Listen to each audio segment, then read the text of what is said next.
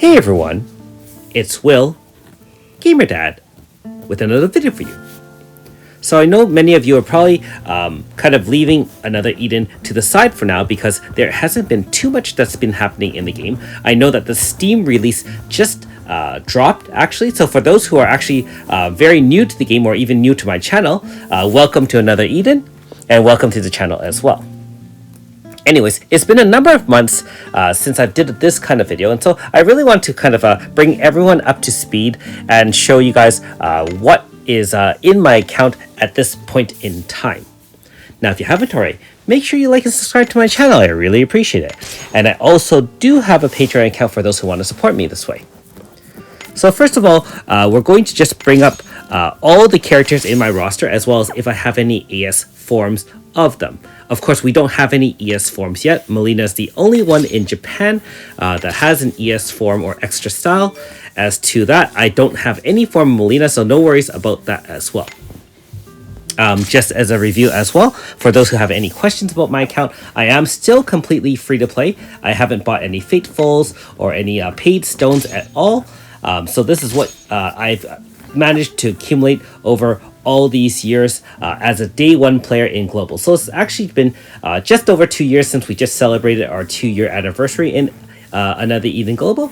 You can clearly see I still have 127 different units. I actually have been relatively unfortunate in the fact that I've gotten a lot of dupes as a free-to-play, as opposed to some players who might have over 130 units and being free-to-play as well. That being said, I mean, I really can't complain. We're just going to go through the list here, of course, and I'm going to afterwards show you based on the number of shadow and light, so you can actually see where we're at with that. Now, for the actual breakdown of my account, you might want to know some interesting stats, so I'll try to give some commentary on those things. And if you happen to have any questions specifically about my account, feel free to leave a comment below, or even just a comment as to the account in general. If you're wondering how I built the account, I do have a lot of videos on should you summon, for example, and obviously I try to follow my own strategies in terms of holding back stones until I absolutely need the unit, or if I feel that the unit's overall life is going to be over 6 to 12 months. Now, the reason for that is, as a free-to-play, of course, you have limited resources, both in Chronostone as well as with things like chants and treatises. Now, they don't drop very often, and of course, Chronostones, especially in the end game, are extremely difficult to earn. And so, we'll cover this point more, carefully later on, but you can see that even at this point, I have a number of 4.5s that I have not upgraded or side graded either to the AS or OG form. And most of the reason for that is that not that they aren't good units, don't get me wrong, especially of course for those who worship the Church of Iska. You can see that Yifa as a blunt zone unit is still 4.5.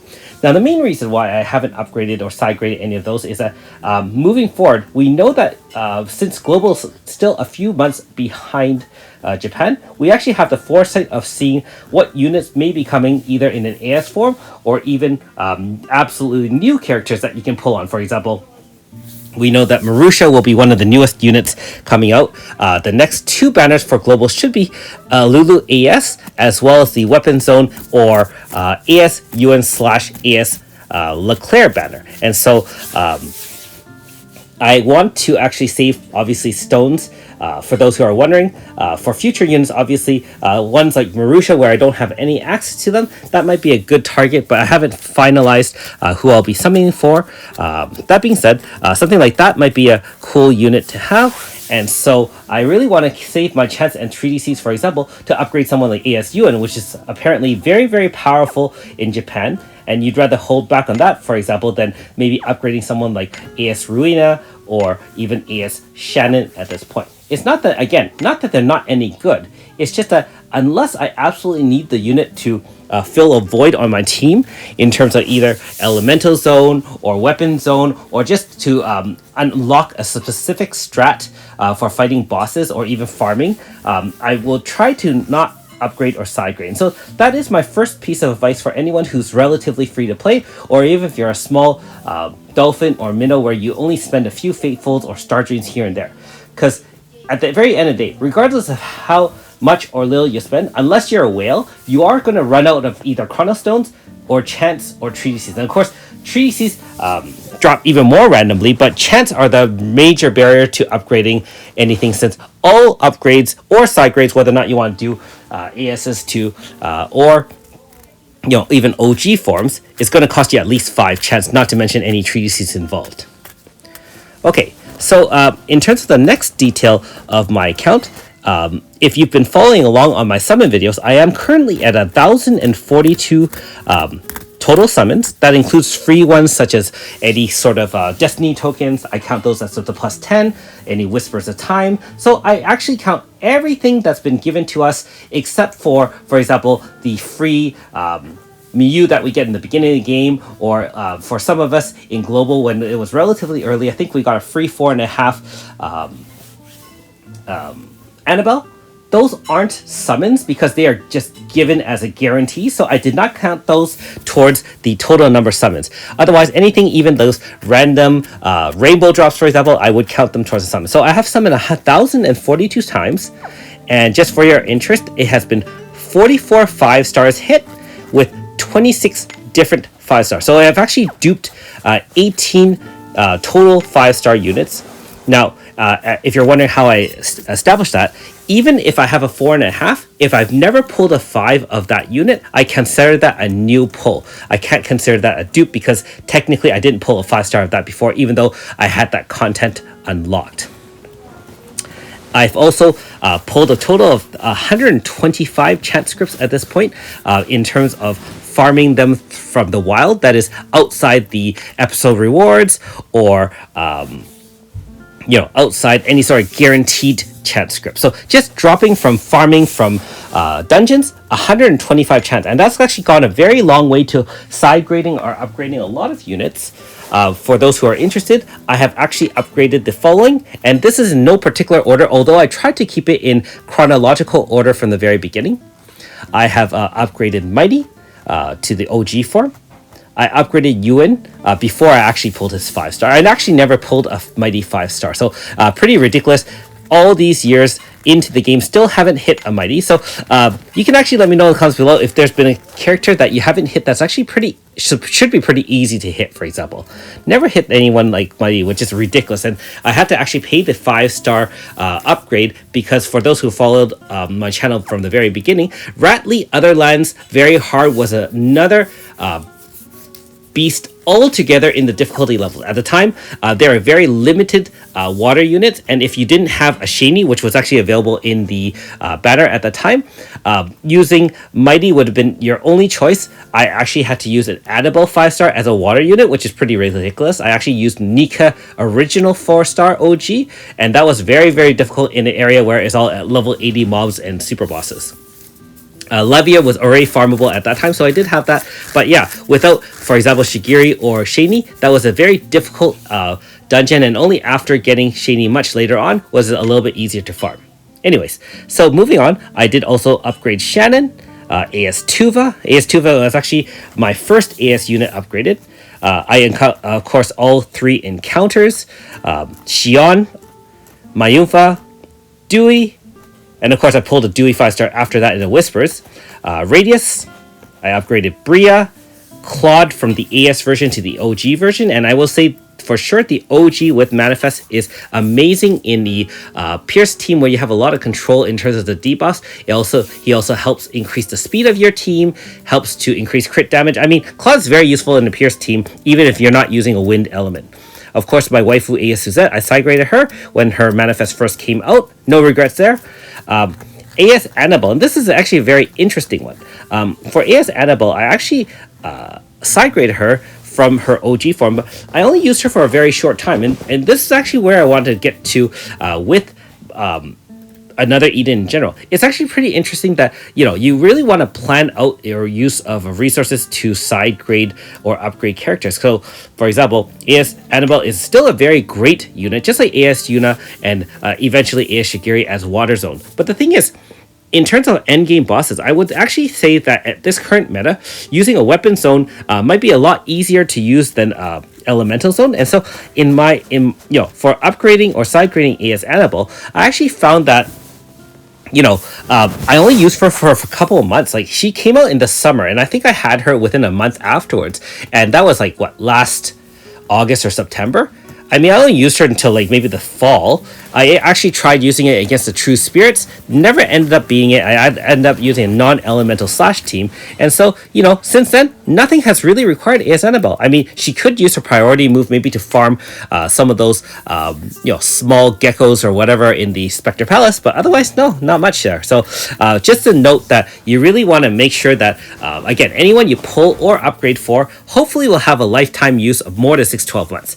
To be fair, if a boss later on comes out with a water weakness, I mean, I can bring out Anabel and dust her off the shelf, but for now, not much use.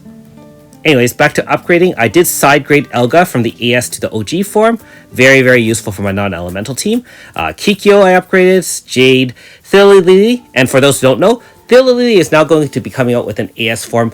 Already came out in Japan, apparently extremely insane, both in DPS and the fact that she also has a dedicated fire move. So very useful for fire slash as well as shade slash or lunatic.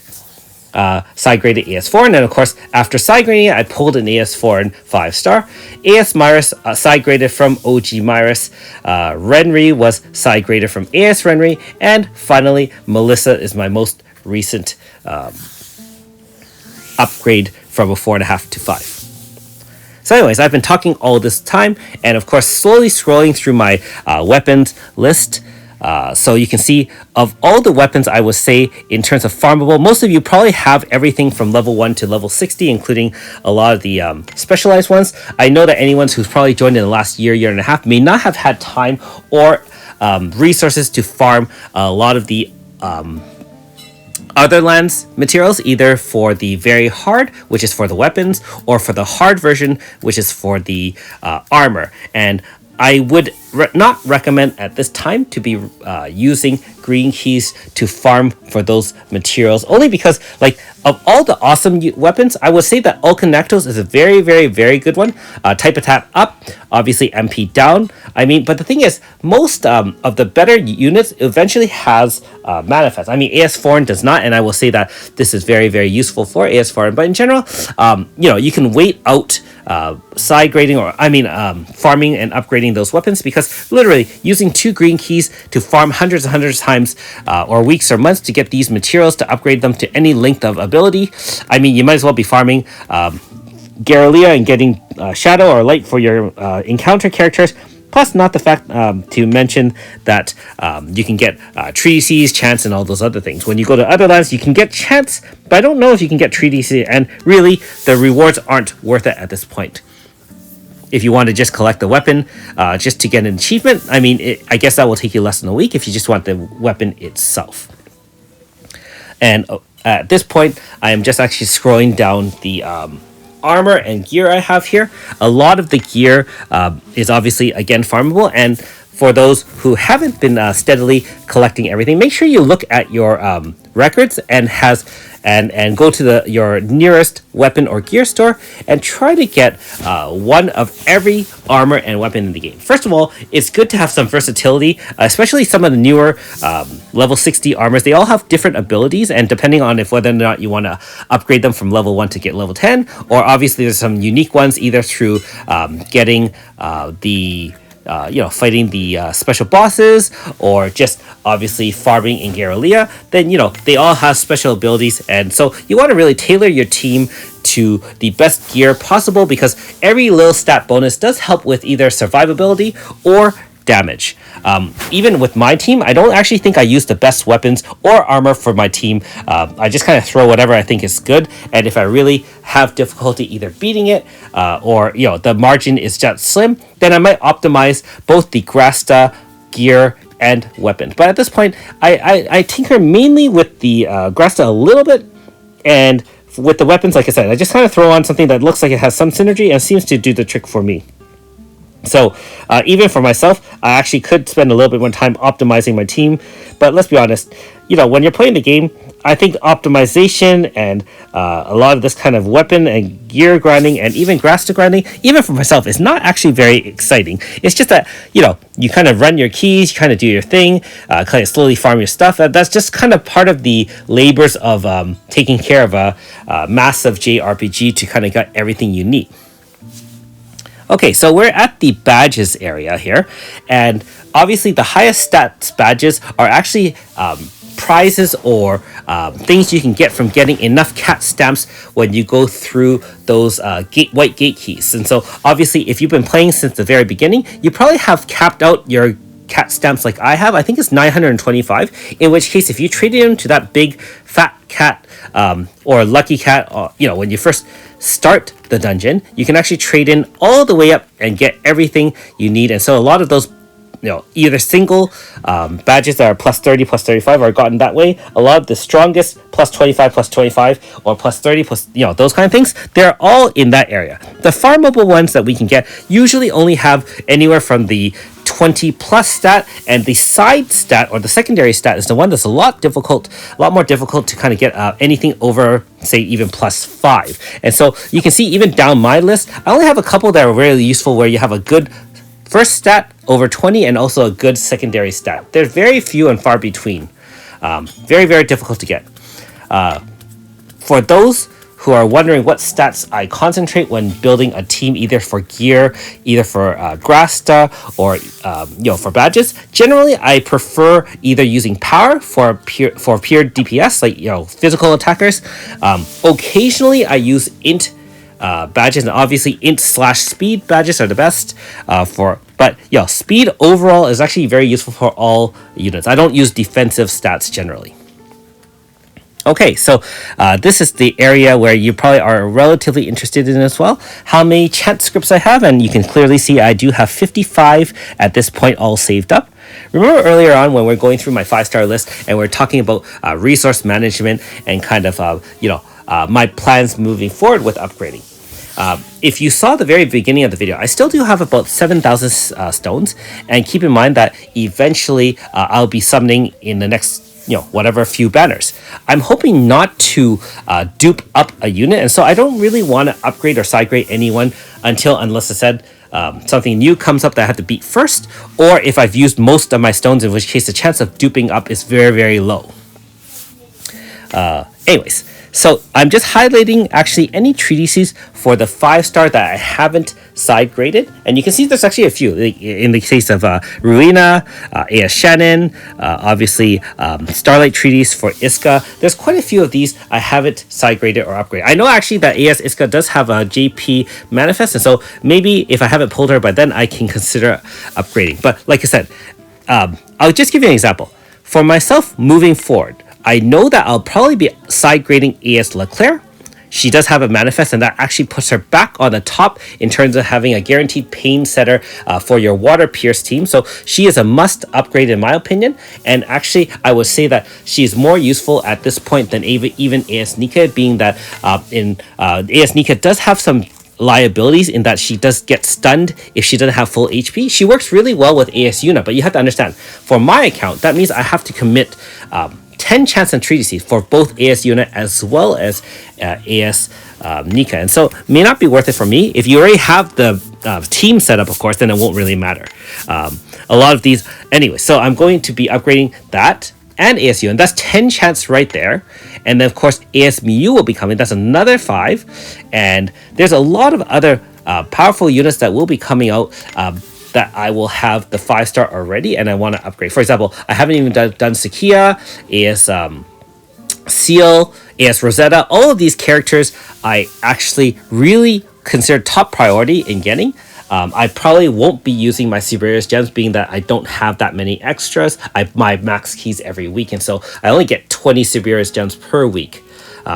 So yes, even though I have a ton of chance, I also have a ton of things to upgrade, and so a lot of those secondary 5-star units will have to fall by the wayside until those primary units are upgraded, and then hey, maybe I'll be lucky in the gacha. If I'm not lucky in the gacha, then maybe I'll be hopefully lucky in more chant scripts, and then eventually upgrade everything, because that is the point of the game, to upgrade everyone to max. But like I said early on, and I'll repeat it in many videos, as a free-to-play, limited resources. You can't upgrade everyone, because what will happen is if I upgraded everyone right now, like everyone that I could upgrade now, I would probably have 0 chance. And then when Ewan and Leclerc drops, I'm going to be messed up and with no ability to choose to upgrade. Also keep in mind that if I hit a 4.5 of some awesome unit, that means without any chance, I won't be able to instantly upgrade to 5-star, such like I did with Melissa.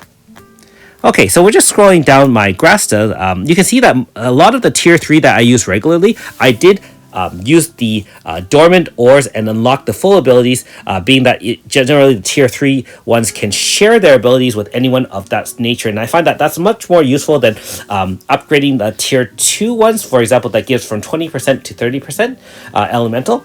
I mean, moving forward, you really want to be using a little bit less elemental Grasta and a lot more pain and poison Grasta, which is why every team you have should have a pain or poison setter, depending on what kind of team you're building.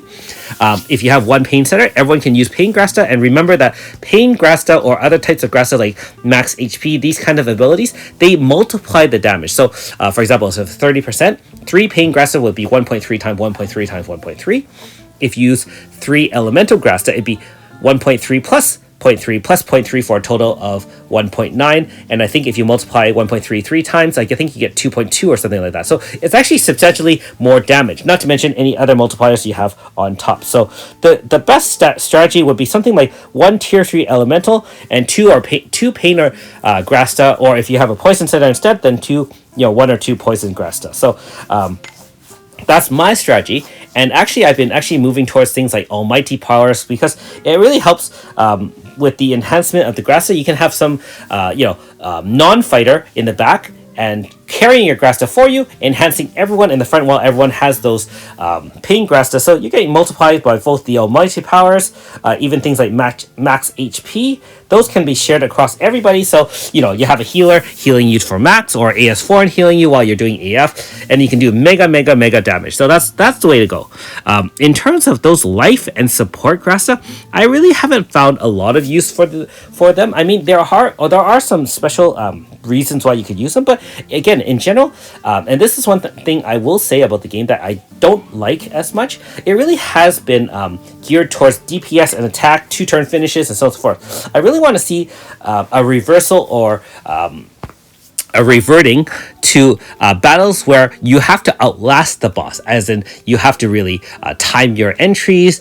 For example, not being allowed to use AF would be awesome. Having something like any zones would kill you, or the fact that there'll be null damage until like only a certain turn in the battle. I would really like some extra challenges instead of, honestly, anyone can 2-turn given the right units, and if you spend any length of money, or if you're even a day 1 player like myself, you probably have access to tons and tons of DPS. So, Okay, so quickly here, we're just at our Grasta and our, our VC Grasta. You can see that the ones that I've upgraded are mainly the units I use regularly. I try to have at least 1 Grasta, and if you've caught one of my Back to Basics videos, getting a true VC Grasta for any unit is extremely difficult, in the fact that you have to have 3 of their regular Grasta, you have to shred 3 Grasta, and then that's essentially 6 Grasta to get a true VC Grasta. So again, if you're unless you're dedicated, try hard, or you like to use like lots of stones and run keys and stuff like that,